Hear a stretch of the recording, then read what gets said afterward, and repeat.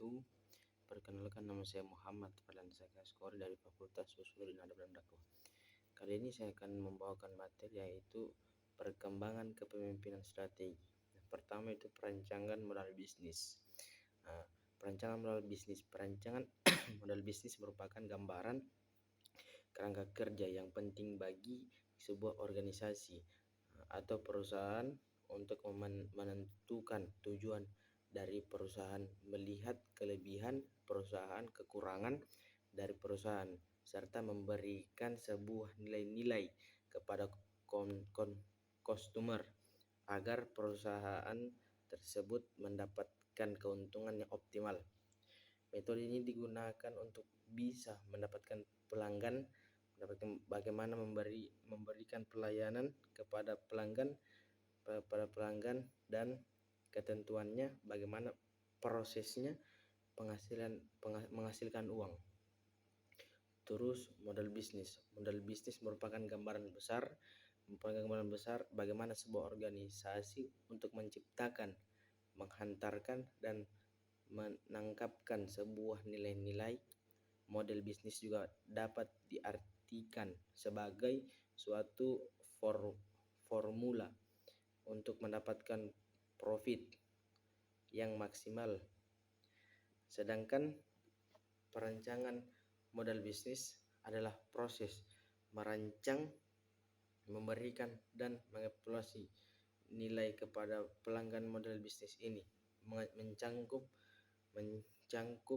elemen-elemen seperti segmen pasar, proposisi nilai, seluruh distribusi, hubungan dengan pelanggan, sumber pendapat, struktur biaya, dan sumber daya kunci.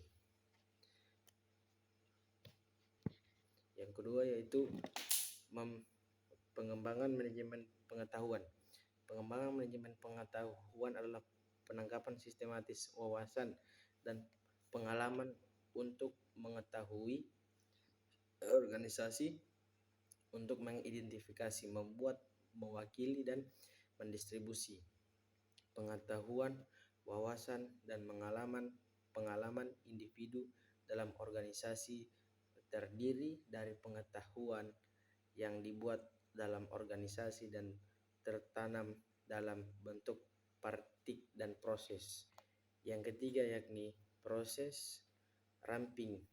Proses ramping land operation memasuk sesuai dengan keinginan pelanggan ketika pelanggan menginginkan, tanpa pemborosan dan melalui perbaikan berkelanjutan. Proses operasi ramping land operation process melibatkan pengoptimalan efisiensi dalam produksi suatu produk atau layanan dengan mengurangi pemborosan dan maksimal nilai bagi pelanggan.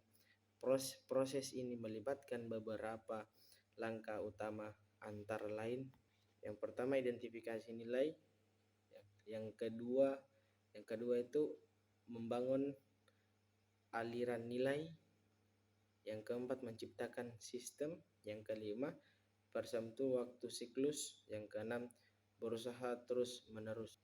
Maksud dari mengidentifikasi nilai tidak berharga, mengidentifikasi atau proses yang tidak memberikan nilai tambahan bagi pelanggan, yang sering disebut sebagai pemborosan. Dan yang ketiga membangun aliran nilai. Yang dimaksud dengan membangun aliran nilai yakni membangun aliran nilai yang optimal dengan mengatur urutan proses agar produk atau layanan mengalir dengan lancar dari awal hingga akhir. Yang keempat itu menciptakan sistem pool.